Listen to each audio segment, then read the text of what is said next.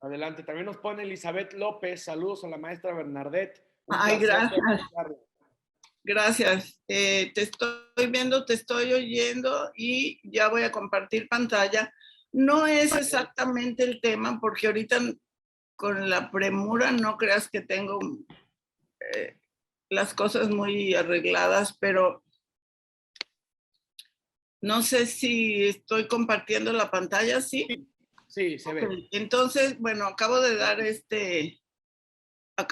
esta plática en Mazatlán y me voy a ir rapidito. Bueno, ya tenemos varios minutos de retraso, pero bueno,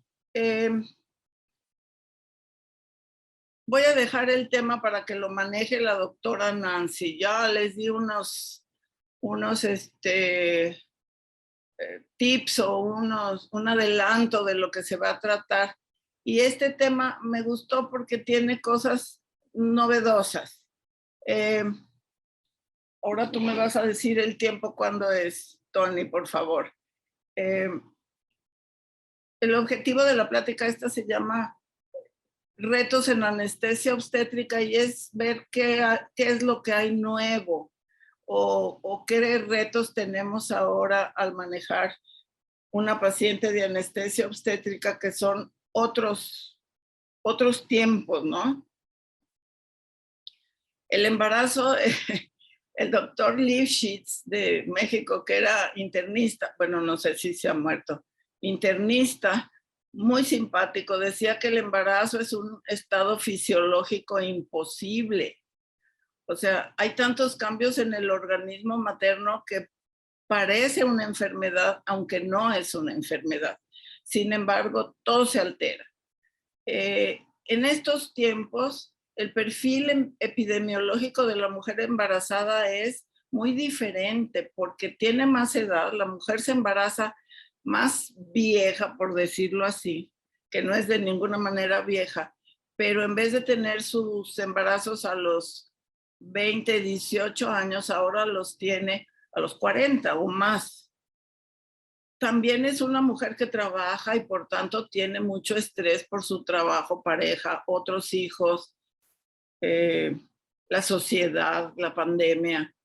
También ahora las mujeres también fumamos, bueno, yo no, pero hay muchas mujeres que fuman y que toman alcohol o drogas recreacionales, que se llaman así. Y una pandemia que nadie habla, pero que todos sabemos que está presente, es la obesidad. Bueno, ese es un cuadro clínico, una mujer de 31 años que tiene síncope en la vía pública, tiene algunos antecedentes patológicos, ella fuma y toma, y tiene anemia macrocítica.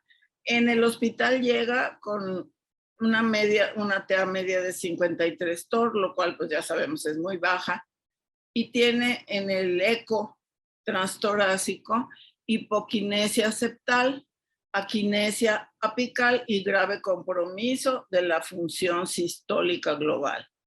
Muere. Otro caso, 32 años, 1 hora post cesárea, sin complicaciones, bajo bloqueo epidural. Se presenta o la encuentran hipotensa, pulso débil, disnea, inquietud, cianosis y taquipnea. La trasladan a UCI, donde su TA es irregistrable. Bradicardia por bloqueo AB completo, ritmo de escape. Unos exámenes de laboratorio, me voy a ir muy rápido, unos exámenes de laboratorio horrorosos, ya los pueden ver ustedes ahí. En la siguiente hora, varios episodios de asistolia manejados con protocolo. Sangrado de cavidad oral, sitios de venopunción y herida quirúrgica. O sea, empezó a sangrar por todos lados. Muere.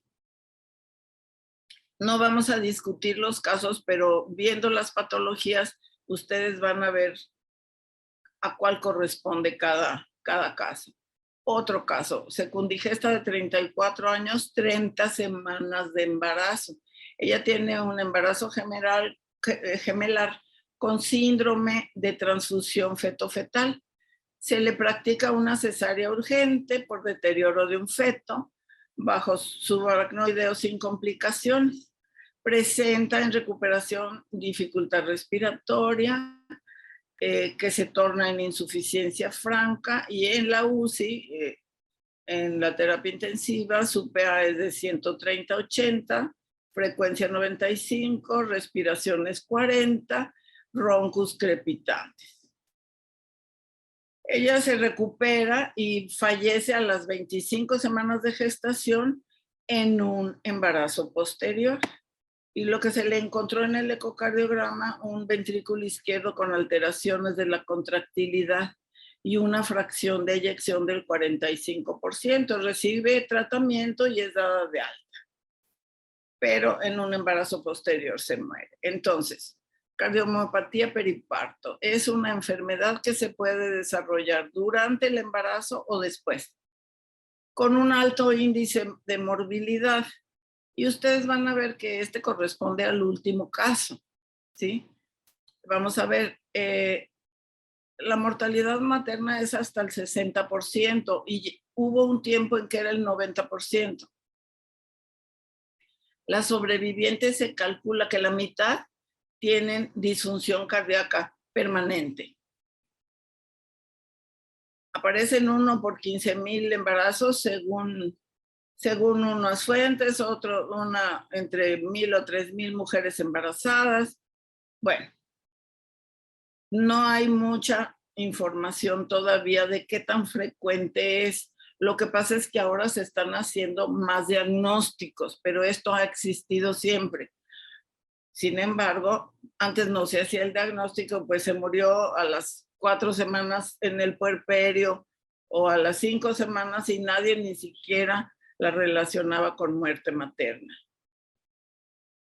Tenemos una norma oficial mexicana de cardiopatías en el embarazo, pero tiene estadísticas de Estados Unidos. No se sabe qué lo causa. Se ha pensado en varias probables causas como infección por virus, ahorita que están de moda los virus, todos los virus que quieran ustedes y los que no también.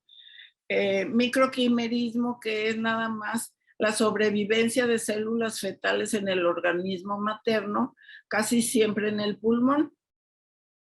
También se ha pensado que puede hacer mala adaptación del organismo femenino a los cambios del embarazo, que en el embarazo cambia todo en la mujer, hasta la forma de andar.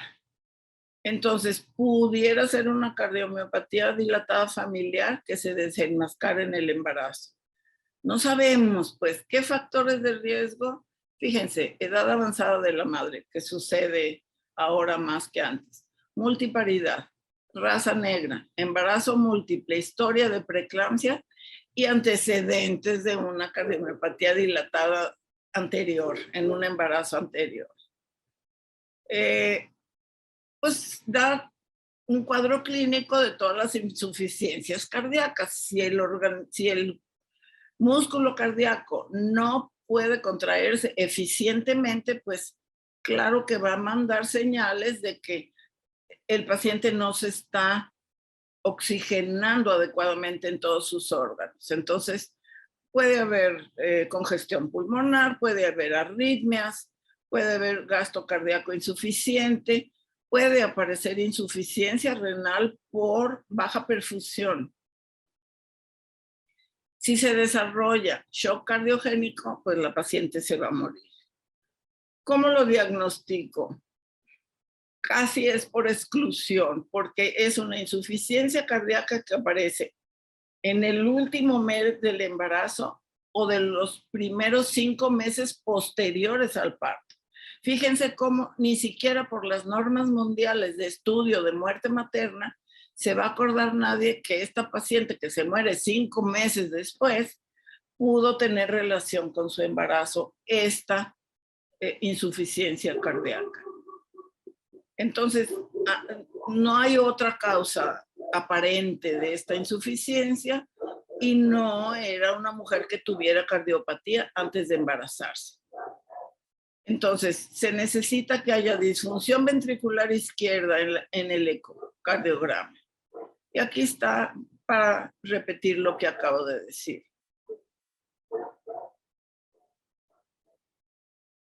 ¿Cómo lo voy a manejar? Monitoreo invasivo. No la mueva. Estas pacientes se atienden el parto o la cesárea en la unidad de terapia intensiva. Ahí tenemos todo. Tenemos oxígeno, podemos llevar una máquina de anestesia. El chiste es no moverla porque aquí el desplazamiento de líquidos es muy importante que no suceda, ¿sí? ¿Podemos usar una anestesia regional? Claro que sí. Una epidural o una subaracnoidea cuidadosa, con dosis incrementales, para que no aparezca hipotensión. Cuidar que no haya hipovolemia. Y cuidar el posparto inmediato, porque acuérdense que cuando nace el bebé, y sobre todo si es por una cesárea, el gasto cardíaco aumenta hasta 100% de lo que tenía antes, porque se libera de repente la compresión de la cava y de la aorta que hacía el útero, y el útero al contraerse manda a la circulación más de 600 mililitros de sangre. Entonces ahí se puede descompensar y ahí se puede morir. Puede haber edema agudo del pulmón. Es una insuficiencia, acuérdense, el corazón no puede mover todo ese volumen. Entonces, si es una cesárea, podemos poner también una regional secuenciada, evitando la hipotensión. Y tener muy presente que no podemos tener a la paciente hipovolémica, pero tampoco hipervolémica, o sea, es un balance muy cuidadoso. Y puede ser necesario que abordemos la vía aérea de emergencia, aunque la estemos manejando con regional, porque si aparece edema agudo pulmonar, insuficiencia respiratoria, la vamos a tener que intubar. No deprimamos el miocardio, o sea, una endovenosa pura, casi siempre descansando en opioides. El que tenga remifentanil, perfecto. El que no, que casi nadie tiene, bueno, fentanil, cuidadosamente evitando depresión del miocardio. Queremos que una pareja que se embaraza pues dé a luz a un hijo sano. Isquemia coronaria. El infarto y la isquemia coronaria solían ser muy raros en el embarazo. ¿Qué factores de riesgo? Pues igual que con los señores, estrés, tabaquismo, drogas, comórbidos tipo diabetes. Ahora es muy común que las embarazadas hagan diabetes aunque sea gestacional. Obesidad y medicamentos obstétricos. En Estados Unidos sucede un infarto en cada 20 a 30,000 embarazos. Es más frecuente en el primer embarazo, en el tercer trimestre. La media es de 32 años de edad y 50% de estas mujeres que se infartan embarazadas no tenían enfermedad coronaria en un cateterismo. Casi siempre es por espasmo de las coronarias. ¿Qué mortalidad tiene si se infarta una embarazada? Hasta el 30%. Algunos estudios dicen que si el infarto sucede hasta 2 semanas posparto, la mortalidad sería del 45%. Después va bajando. Si solamente aparecen cambios leves en electro y niveles moderados de troponina 1, se reportan sin secuelas a las 6 semanas. Y varios estudios reportan cambios en el electrocardiograma, cambios sugestivos de insuficiencia de las coronarias durante la cesárea, aunque fueron realizados antes de que el estudio de troponina estuviera disponible. Mucho ojo. Muchas veces nace el bebé, ponemos la oxitocina y la mujer dice, me duele el pecho. Entonces le damos todo menos no pensamos en una insuficiencia coronaria, pero puede ser por la simple oxitocina. Mucha atención. Después de 10 unidades de oxitocina en bolo, vean lo que sucede. El 42% de las pacientes se quejan de dolor del pecho, que requirió analgesia. Entonces, me duele mucho el pecho. Pues a lo mejor es que tiene acidez o quién sabe qué. Ahí le va un poquito de Fenta y tranquila, todo está bien. Mucho ojo.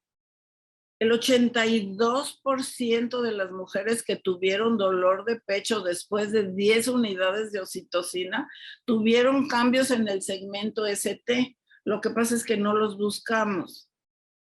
Y el 2% de las pacientes con cambios en el ST tuvieron niveles altos de troponina. Entonces, vean, con 5 unidades también sucede. El gasto cardíaco sube, las resistencias bajan, por eso sube el gasto cardíaco. La presión sistólica baja, el gasto del ventrículo se mantiene más o menos o sube un poquito y la frecuencia cardíaca sube. Entonces, no son cambios a la ligera, tenemos que estar muy pendientes. ¿Qué factores de riesgo? Bueno, estados hipercoagulables, antecedentes de trombolismo y trastornos del colesterol, o acuérdense del horroroso síndrome antifosfolípidos o de las anticardiolipinas, mayor edad, tabaquismo, estrés, cocaína, y no digamos de las otras cosas tan horrorosas de las anfetaminas y metanfetaminas y ice y todo eso, que son drogas. Yo no sé qué tan bonito se sientan, por algo las buscan, pero son directamente en contra de la fisiología materna y de la fisiología fetal. Y luego los niños, en las mujeres que hacen cocaína o estas otras cosas, nacen dependientes, nacen drogadictos. Entonces, la cocaína causa aterosclerosis prematura, espasmo coronario, hipertensión severa durante la anestesia general, hipotensión severa durante la anestesia regional, disfunción diastólica o sistólica. Las mujeres embarazadas son más sensibles a los efectos de la cocaína. Cuando la insuficiencia coronaria se presenta posparto, casi siempre fue por un espasmo de estas arterias. Comúnmente eran fumadoras, abusaban del alcohol y tenían historia de migraña. Muy interesante. El espasmo coronario puede ser causado por medicamentos, ahí les va, oxitocina, ergonovina, prostaglandinas, bloqueadores de los canales de calcio. Responde a la aplicación intracoronariana de nitroglicerina y usualmente no deja secuelas. Yo les pregunto, ¿quién en su hospital tiene la posibilidad de mandar a su paciente que tuvo dolor de pecho y se elevaron las troponinas? ¿Quién puede darse el lujo de que venga un cardiólogo intervencionista y le haga una aplicación intracoronariana de nitroglicerina? Sería muy raro. También puede aparecer disección coronaria en el posparto, o también puede haber insuficiencia coronaria durante la hemorragia obstétrica. Estos son los signos y síntomas que son iguales en todo el mundo, ¿verdad?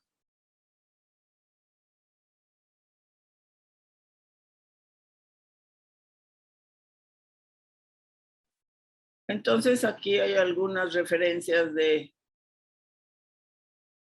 infarto con medicamentos, ya dijimos cuáles. Bueno, habrá que hacer cateterismo si se fundamenta esta sospecha antes del parto o de la cesárea, si es que la cesárea es programada. La dosis es seguro para la mamá y para el feto porque la dosis de un cateterismo de radiación es baja y sus beneficios altos. Entonces, el manejo pues ya lo decide el cardiólogo y es el mismo que se usa para casos de isquemia o infarto en pacientes no embarazados. Si es posible, es mejor que haya un parto vaginal con forceps, con una buenísima, hiper buena anestesia regional. Si se puede diferir la cesárea, por ejemplo, 2 a 3 semanas, cosa que veo muy difícil, pero si se puede diferir, pues se diferirá, porque ya vimos cómo la mortalidad es mucho más alta en ese tiempo. Una anestesia cardioprotectora, ¿cómo sería? Evitar el síndrome supino, evitar las catecolaminas endógenas y exógenas. O sea, que no se asuste, que no se enoje, trátenla bien, por favor, no la regañen porque le duele. No la regañen porque se embarazó y fuma. No la regañen porque se embarazó y toma cocaína. En ese momento ya no puedes hacer nada más que cuidarla. Entonces, una analgesia oportuna y suficiente. ¿Cómo el corazón necesita más oxígeno cuando tiene taquicardia? Cuando hay una actividad muscular descompensada como el temblor o las convulsiones y cuando tiene frío. Entonces, eviten eso. Eso es dar anestesia cardioprotectora. Evitar entonces taquicardia y anemia. En estas pacientes no nos podemos dar el lujo de que sangre hasta hemoglobina de 6 o de 7. Si necesita un vasoconstrictor, hay que preferir alfa-adrenérgicos, o sea, neosinefrina. Y acuérdense que si no tenemos neosinefrina inyectada, siempre tenemos las gotas para la nariz. Nada más hay que hacer las cuentas. 100 microgramos se da, pero pues aquí le vamos a dar por la nariz, le damos 200 microgramos. Analgesia, analgesia, analgesia durante el parto y después del parto, o durante la cesárea y después de la cesárea. Muy importante que nos hubiera hablado la doctora Nancy. Ya voy a terminar. La embolia del líquido amniótico es otra complicación y que fue el caso que vimos de la paciente que empezó a sangrar por todos lados, ¿no? Es de difícil diagnóstico también. Sucede en cada 8,000 o a 80,000 embarazos. El riesgo de muerte fetal es hasta del 45% en los países ricos. Y de los sobrevivientes, solo el 25% de las mujeres no presentan secuelas neurológicas. Entonces es algo que debemos pugnar por hacer el diagnóstico efectivo y oportuno y el tratamiento, aunque no es muy halagüeño el panorama. ¿Qué es lo que causa este síndrome tan horroroso? Es paso del material extraño, casi siempre meconio, a la circulación materna. ¿Cuándo? Pues en el momento del parto, cuando se desprende la placenta, o en la cesárea, cuando se rompen algunos vasos venosos, o antes del parto puede suceder si se desprende alguna parte pequeña de la placenta, y por ahí, acuérdense que el contenido uterino tiene más presión que las venas, no que las arterias, pero las venas sí. Y por la vena, pues llega la circulación general. ¿Qué sucede? Que hay una hipoxia por alteración de la relación ventilación-perfusión en el pulmón. Claro que tiene que haber cantidad suficiente para causar el problema. También inmediatamente se altera el sistema de la coagulación por la entrada de material extraño. Acuérdense que el hijo, la mitad de sus cromosomas son extraños a la mamá. El embarazo es un trasplante y entonces el sistema de coagulación responde inmediatamente volviéndose loco. Su manejo es en terapia intensiva, desde luego. También se le ha llamado como síndrome anafilactoide del embarazo, y no se sabe de que haya factores de riesgo con gran evidencia. Se asocia con mayor edad, cesárea, parto asistido con forceps o vacío, que nosotros no usamos aquí en Estados Unidos, sí, placenta previa y desprendimiento, porque ya sabemos que se rompe el sello vascular. En la eclampsia también, con las convulsiones, puede haber pequeños desprendimientos placentarios y entonces suceder absorción o paso, porque no es absorción, es un paso a presión de material intrauterino hacia la circulación materna. Se cree que como factores protectores sería una edad muy joven en el embarazo y distocia. Qué curioso. En cualquier momento del embarazo puede suceder y es de aparición, porque si se desprende un pedacito de placenta, pues por ahí se puede ir en cualquier momento del embarazo. Trauma, preeclampsia, eclampsia, etcétera, que ya dijimos. Disnea o inquietud, hipotensión, taquicardia, arritmias, insuficiencia respiratoria con toda la corte de signos clínicos. Sistema de la coagulación, ya dijimos que se desencadena una coagulopatía por consumo que progresa a coagulación intravascular diseminada y produce una hemorragia mortal. Si alguien ha visto un cuadro de estos, no se les va a olvidar nunca, porque es una cosa horrorosa. En la esfera neurológica hay inquietud, cefalea, puede haber convulsiones y coma, inconsciencia, desde luego.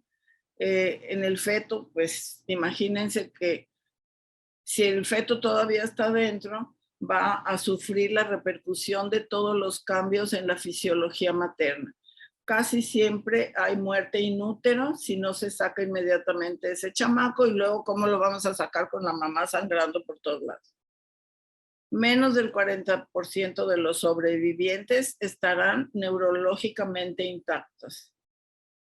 Entonces, esto muy frecuentemente lleva a la muerte. Frecuentemente el diagnóstico se hace en la autopsia. Y antes se decía que por un aspirado de un catéter central podríamos recuperar células epiteliales maternas en la sangre, pero no, ya se vio que esto es muy común.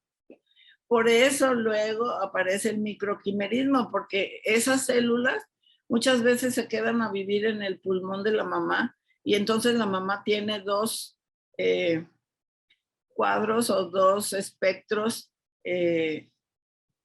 diferentes, uno de ella y uno del hijo.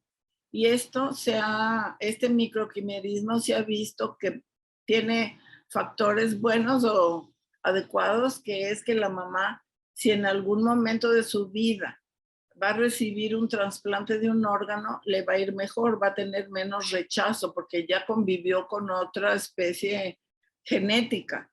Pero también tiene su lado oscuro, que es las mamás que tienen una gran población de células fetales viviendo en su pulmón, pueden desarrollar enfermedades autoinmunes. Si nosotros encontramos lanugo, se sugiere que puede ser causante del síndrome, y definitivamente si se encontrara meconio, pero muchas veces el hallazgo es post-mortem. Hay que diagnosticar de exclusión otro shock anafiláctico, cardiopatía con disfunción, una miocardiopatía periparto, preeclampsia, infarto y tromboembolia pulmonar. El tratamiento es sintomático: dar líquidos vasopresores, sostén ventilatorio, sostén inotrópico, vasodilatadores pulmonares como prostaciclinas o ácido nítrico, manejar la coagulopatía, y se ha usado en algunos lados donde tienen pues oxigenador de membrana o ECMO, en donde cuentan con él. ¿Qué anestesia le voy a dar? Pues yo creo que yo buscaría un pase de salida y me iba a mi casa lo más rápido posible. Tenemos que ver en qué estado clínico se encuentra la paciente. Si ya tiene un tubo endotraqueal, pues proseguir con una técnica opioide pura, evitando deprimir el miocardio. Ojo con la PIP, no se tolera mucho la PIP y son pacientes en que se nos antoja dar PIP porque se están oxigenando mal, pero acuérdense que la PIP disminuye la precarga y el gasto, por tanto, la perfusión, sobre todo al feto. Si el estado de la paciente lo permitiera, valorar una anestesia regional, sobre todo si ya tenía un catéter anterior, y ser cuidadoso con el estado de la coagulación. El catéter solamente se va a retirar cuando las pruebas de coagulación estén normales. Yo creo que ya mero cumplía con el tiempo. Este es nuestro objetivo, un papá, una mamá y un bebé, todos sanos y felices. Ojalá lo logremos muchas veces.